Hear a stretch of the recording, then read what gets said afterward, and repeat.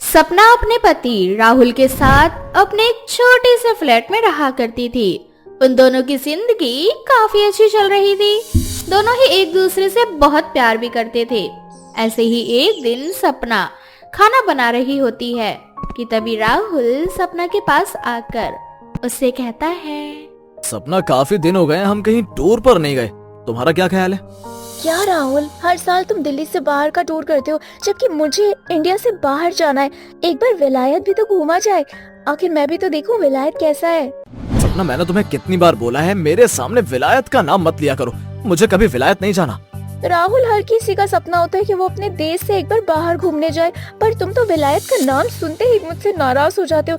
आखिर तुम विलायत का नाम सुनते ही इतने नाराज क्यों हो जाते हो? तुम नहीं समझोगी, प्लान कैंसिल करते हैं। राहुल, ये बिल्कुल सही नहीं है, तुम हमेशा अपनी चलाते हो। राहुल सपना के बात सुनकर नाराज हो जाता है और वहाँ से चला जाता है। सपना राहुल को मनाने की काफी कोशिश करती है, पर राहुल नहीं मानता। ऐसे ही महीने बीत जाते हैं और एक दिन अचानक से राहुल के फोन पर किसी का फोन आता है। राहुल के नंबर पर ये किसका फोन आ रहा है? ये नंबर तो हमारे इंडिया का नहीं है।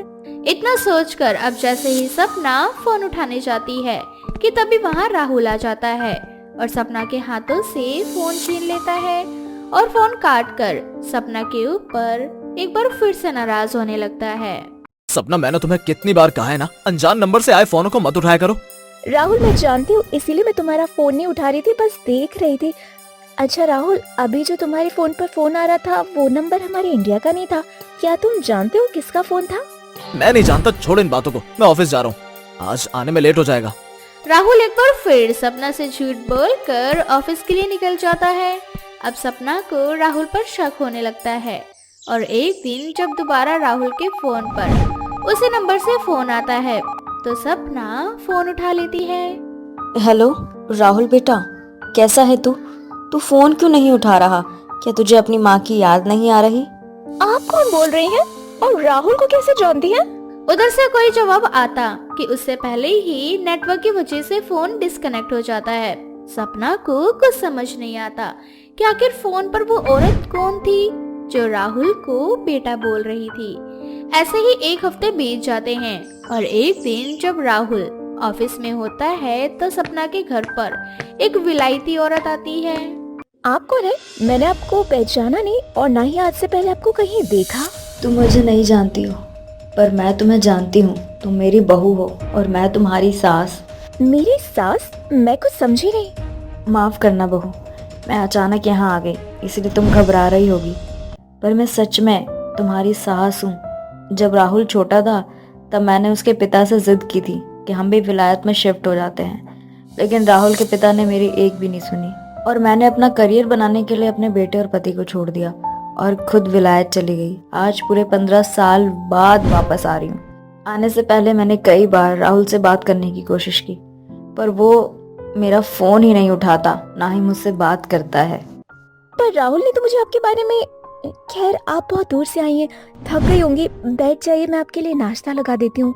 अब सपना अपनी सास के लिए चाय नाश्ते का इंतजाम करती है और साथ ही साथ राहुल को सारी बात बताती है और अपनी सास के लिए चाय नाश्ता लेकर आती है। बहू, मैं चाय नहीं पी सकती, इसमें शुगर है और मुझे डायबिटीज है। मैं अपनी हेल्थ का बहुत ध्यान रखती हूँ, इसीलिए इतनी उम्र में भी जवान दिखाई देती हूँ। माफ करना, मुझे पता नहीं था, मैं आपके लिए ग्रीन टी ला देती हूँ। नहीं बहू, इन सब की कोई जरूरत नहीं है। अच्छा, राहुल कब आएगा? बहुत टाइम हो गया उसे देखे हुए, उससे मिले हुए। मैं जानती हूँ कि मेरा बेटा मुझसे नाराज है। वैसे तुम भी बहुत हैरान होंगी अपनी इस विलायती सास को देखकर। सही कहा आपने, हैरान तो मैं भी हूँ और मुझे समझ आ गया कि राहुल अपनी माँ से इतना नफरत क्यों करते हैं। आखिर आप ऐसे कैसे कर सकते हैं?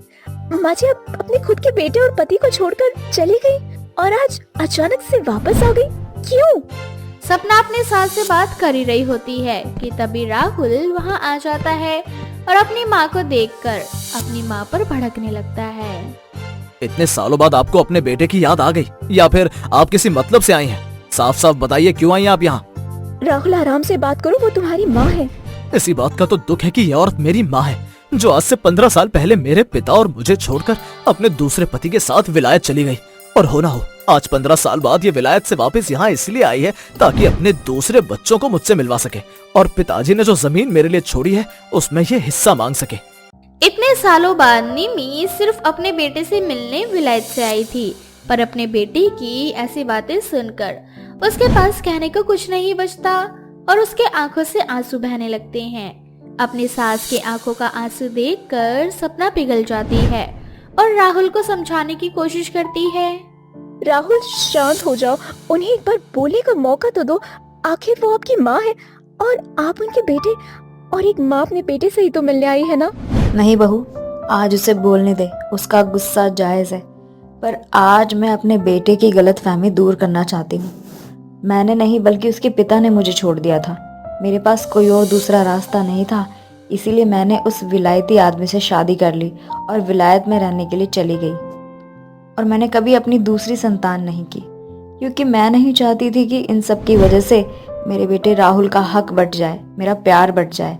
और यहाँ मैं अपने बेटे का हक छीनने नहीं बल्कि देने के लिए आई हूँ। मैंने विलायत में कुछ प्रॉपर्टी जमा की है राहुल के लिए, और मैं चाहती हूँ कि लास्ट टाइम अपने बेटे को देख लूँ, क्योंकि मैं कैंसर की मरीज हूँ।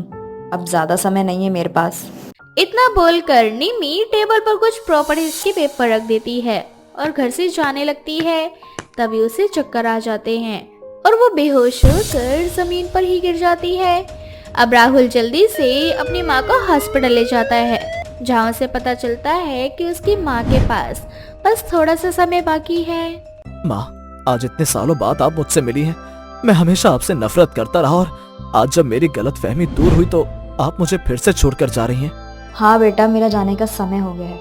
15 साल पहले मैं तुझे छोड़कर चली गई थी, लेकिन मैं सच कह रही हूँ, मैं तुझे छोड़कर जाना नहीं चाहती थी। राहुल अपनी माँ से आखिरी बार गले मिलता है और निमी अपने बेटे की बाहों में दम तोड़ देती है, जिसके बाद राहुल के अंदर की सारी नफरत और कड़वाहट भी खत्म हो जाती है और राहुल सपना के साथ विलायत चला जाता है और अपनी माँ के घर में रहने लगता है।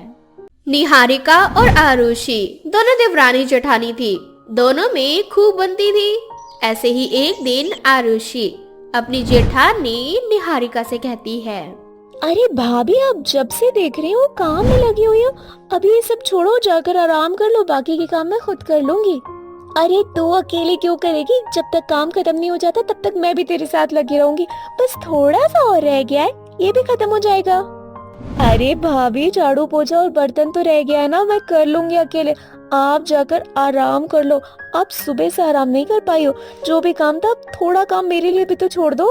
अरे यार, बस थोड़ा सा काम और रह गया, हम दोनों मिलकर कर लेते हैं ना, जल्दी हो जाएगा, फिर हम दोनों साथ में बैठकर बातें करेंगे। ये भी सही है। भाभी, आप गर्मा गर्म पकौड़े बना दो ताकि झाड़ू पोछा बर्तन ना मैं अकेली कर लेती हूँ। आपके हाथ के पकौड़े खाए हुए पता नहीं कितने दिन हो गए। बहुत मन कर रहा है पकौड़े के साथ गप्पे मारने का, बड़ा मजा आएगा। तू ना बिल्कुल मेरी छोटी बहन की तरह है। वो भी ऐसे ही कहती थी, दीदी पकौड़े बना दो, दीदी पकौड़े बना दो। और तेरा भी यही है, भाभी पकौड़े बना दो, भाभी पकौड़े बना दो। चल ठीक है ना, मैं अभी पकौड़े बना कर देती हूँ। तू ना बाकी के काम कर ले, फिर उसके बाद आराम से बैठकर गर्मा गर्म चाय के साथ पकौड़े खाएंगे और बकवास करेंगे। ऐसे ही कुछ दिन बाद निहारिका की छोटी बहन निकिता निहारिका के ससुराल आती है। पूरे घर में खुशियों का माहौल था। निकिता एक नंबर की बदतमीज लड़की थी, उसे बस अपना फायदा नजर आता था। ऐसे ही शाम को आरुषि का पति अर्जुन ऑफिस से घर आता है तो उसे देखकर निकिता कहती है, अरे अर्जुन, आ गए तुम? अरे निकिता, तुम बड़े दिनों बाद। हाँ, वो मैं ना दीदी से मिलने के लिए आई थी। काफी समय हो गया था उनसे मिले हुए, और मैंने सोचा इसी बहाने ना उनकी नई नवेली देवरानी से भी मिल लेती हूँ।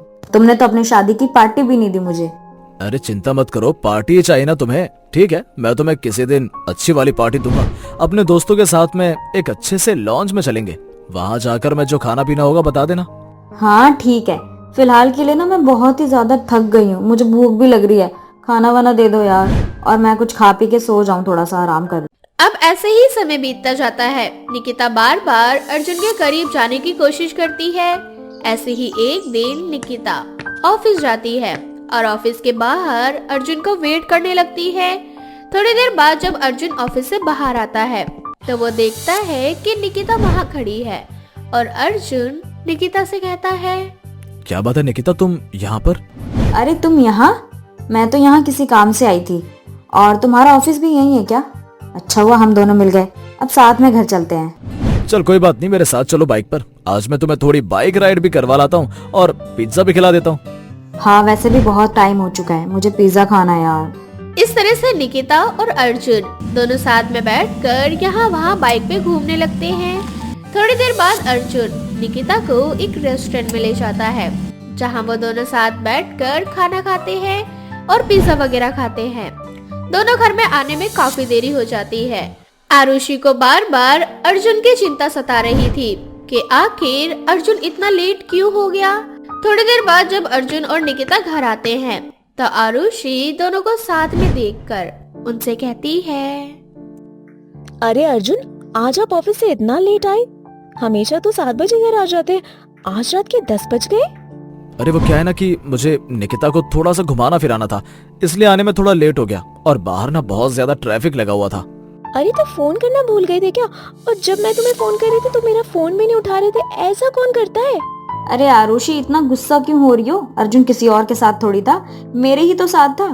और वैसे भी अर्जुन ना तुम्हारे आने से पहले मुझे जानता है। आरुषि इसके आगे कुछ नहीं कहती और ऐसे ही कुछ दिन बीत जाते हैं। निकिता अर्जुन के साथ कुछ ज्यादा ही समय बिताने लगती है। ये देखकर आरुषि को बहुत बुरा लगता है। हे भगवान, ये भाभी की बहन तो मेरी सौतन बनने के लिए इस घर में आई है। जब से ये आई है तब से इसने मेरे पति के ऊपर न जाने कौन सा जादू कर दिया है। मेरा पति अब सारा समय इसी को देता है। मुझे तो कुछ समझ ही नहीं आ रहा कि मैं अपना रिश्ता कैसे बचाऊं। ऐसे ही एक दिन आरुषि और निहारिका दोनों मार्केट गई थी। अर्जुन और निकिता दोनों घर पर अकेले थे। अर्जुन और निकिता दोनों हॉल में बैठे हुए थे। निकिता अर्जुन के लिए जूस लेकर आती है और मौका देखकर जूस में कुछ मिला देती है और अर्जुन को वो पिला देती है। जूस पीने के बाद अर्जुन बेहोश हो जाता है। निकिता अर्जुन को किसी तरह से खींचकर उसके कमरे में ले जाती है और उसे बेड पर लेटा कर खुद भी उसके साथ लेट जाती है और अपनी और अर्जुन की कुछ पिक्चर्स अपने फोन में क्लिक करती है। थोड़ी देर बाद जब निहारिका और आरुषि घर आती हैं, तो निकिता मौका देखकर रोने का नाटक करती है और निहारिका से कहती है, दीदी अच्छा हुआ आप आ गए। आज अर्जुन ने मेरे साथ वो किया जो मैंने कभी नहीं सोचा था। क्या हो गया है? ऐसा क्या कर दिया अर्जुन ने तेरे साथ? हाँ दीदी अर्जुन ने मेरी इज्जत को शर्मसार कर दिया है। उसने मेरे साथ बहुत गलत किया, मेरी इज्जत लूट ली उसने। अब मैं मुंह दिखाने के लायक नहीं हूँ। अर्जुन इतना नीचे गिर सकता है, ये मैंने कभी नहीं सोचा था। उसने मेरी बहन के साथ जो किया वो बिल्कुल सही नहीं किया और मैं इसे बिल्कुल नहीं छोड़ूंगी। लेकिन भाभी आप तो जानती है ना अपने देवर को, वो ऐसा नहीं कर सकती। मुझे लगता है निकिता को कोई गलत फहमी हुई है। एक लड़की अपनी इज्जत के लिए ऐसा झूठ तो कभी नहीं बोलेगी। मेरा विश्वास करो दीदी, अर्जुन ने मेरी जिंदगी बर्बाद कर दी है। मैं कहीं भी मुंह दिखाने लायक नहीं हूँ। निहारिका को बहुत गुस्सा आता है और वो तुरंत अर्जुन के खिलाफ पुलिस केस करवाती है। थोड़ी देर बाद वहाँ पुलिस आती है और अर्जुन को पकड़ कर ले जाती है। बेचारी आरुषि बहुत ही ज्यादा परेशान हो गई थी। तभी उसका ध्यान एकदम से हॉल में लगे सीसीटीवी कैमरे के ऊपर जाता है। सीसीटीवी कैमरा में साफ साफ दिखाई देता है कि निकिता खुद अर्जुन के जूस में कुछ मिलाती है और अर्जुन को खींचकर उसके कमरे में ले जाती है। आरुषि ये सबूत पुलिस स्टेशन में दिखाती है, जिसके बाद निकिता का डीएनए टेस्ट होता है और टेस्ट में साबित हो जाता है कि अर्जुन ने निकिता के साथ ऐसा वैसा कुछ भी नहीं किया था, उसे फंसाया जा रहा था। तभी ये बात निहारिका को पता चलती है तो उसे बहुत गुस्सा आता है और वो अपनी बहन को खींचकर थप्पड़ मारती है, जिसके बाद आरुषि और अर्जुन दोनों मिलकर निकिता के खिलाफ एफआईआर कराते हैं और उसे सलाखों के पीछे डलवा देते हैं।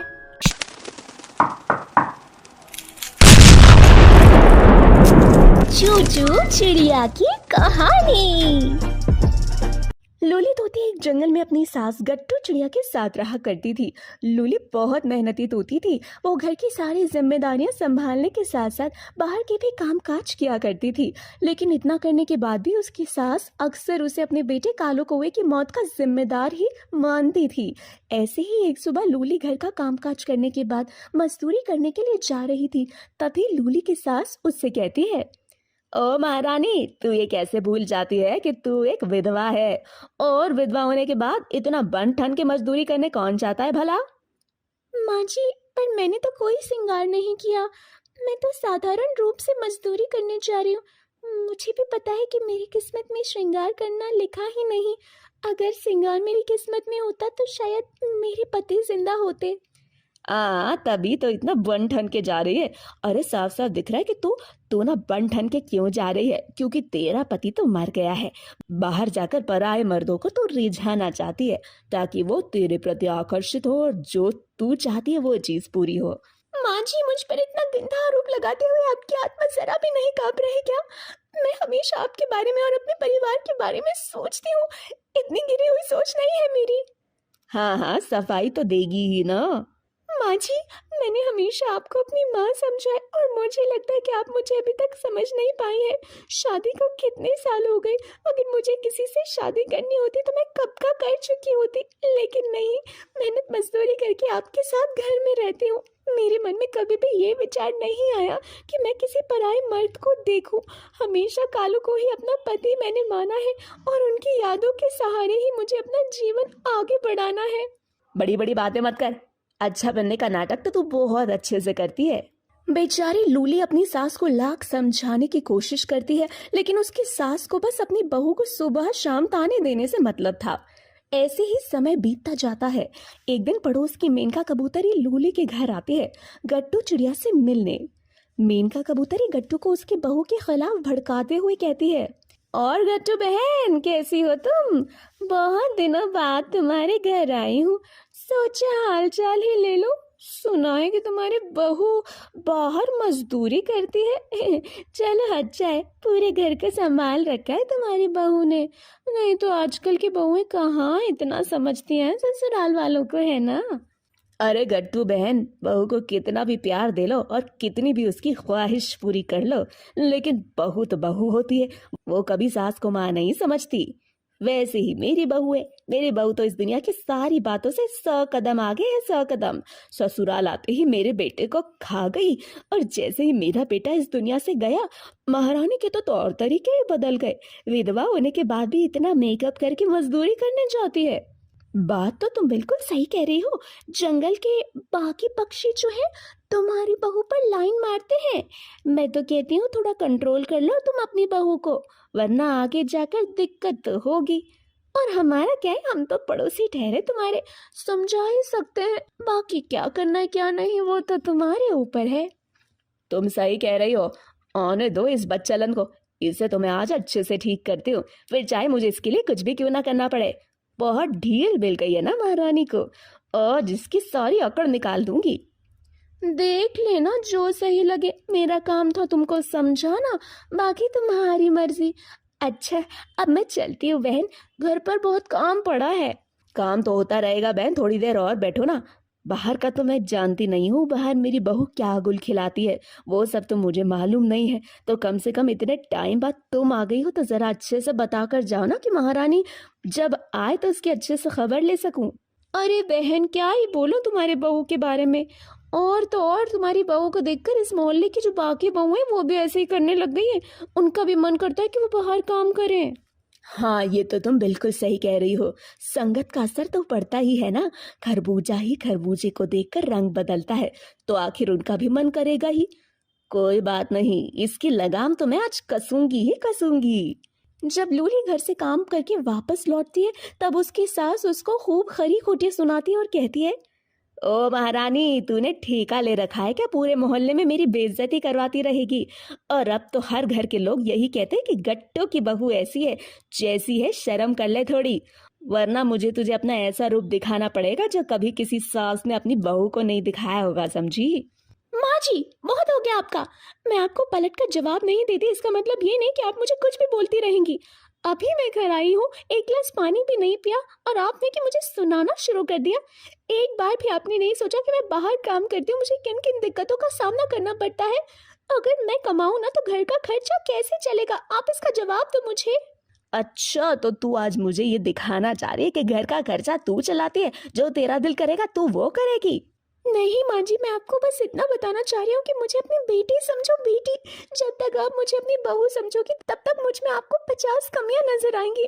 मैंने आपको हमेशा अपनी माँ माना है और आपकी सेवा पानी करने में ही लगी रहती हूँ। सुबह करके घर का काम करके जाती हूँ, शाम को जब तक आती हूँ आपके इतने सारे ताने सुनने को मिलते हैं। मुझे कितना बुरा लगता होगा इसका अंदाजा भी नहीं है आपको। तभी लूली की बहन मूली तोती का फोन आता है। लूली अपनी बहन के पास भागी भागी जाती है। मूली जो कि अपने अंतिम समय में अपनी लूली बहन को देखना चाहती थी, और मूली रोते हुए लूली से कहती है, बहन, मैं इस दुनिया से जा रही हूँ। मेरे पास ज्यादा समय नहीं। मैंने 2 अंडे दिए हैं और अंडों से जो बच्चे निकले उन बच्चों को तुमको हमेशा अपने पास रखना है और उन्हें माँ जैसा प्यार देना।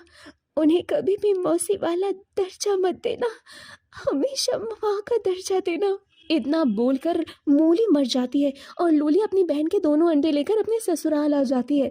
ये सब देखकर लूली के साथ गुस्से से उसको बोलती है, अच्छा तू अपना एक और बोझा लेकर आ गई। अपने बहन के अंडे यहाँ लेकर आई है और अंडे में से बच्चे निकलेंगे तो उनका खर्चा क्या तेरी मरी हुई बहन देगी?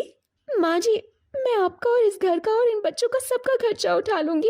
आपको उसकी चिंता करने की कोई ज़रूरत नहीं। मेरे अलावा इन बच्चों का है ही कौन इस दुनिया में, और वैसे भी मेरे पास भी जीने का कोई सहारा नहीं। इसीलिए इन बच्चों के सहारे ही अपने जीवन में आगे बढ़ूंगी। हाँ तो सोच ले, तुझे अगर बच्चे रखने हैं तो मेरे घर से निकलना होगा, और किसी और का पाप अपने घर में मैं नहीं रख सकती। तो इन अंडों को लेकर कहीं और चली जा। लूली बिना कुछ कहे अपनी बहन तोती के अंडे लेकर वहां से चली जाती है। एक घर किराए पे लेती है और इस किराए के घर में सुरक्षित स्थान पर उन अंडों को रख देती है। कुछ समय बाद समय पूरा होने पर अंडों में से 2 तोते के बच्चे निकलते हैं। एक बच्चा अंडे के बाहर निकलने के दौरान ही मर जाता है। लूली को इस बात का बहुत दुख होता है, लेकिन लूली अपने दूसरे बच्चे को बड़े ही प्यार से रखती है और इसे पालना पोसना शुरू कर देती है और अपने बच्चे के साथ अपने जीवन में आगे बढ़ती है।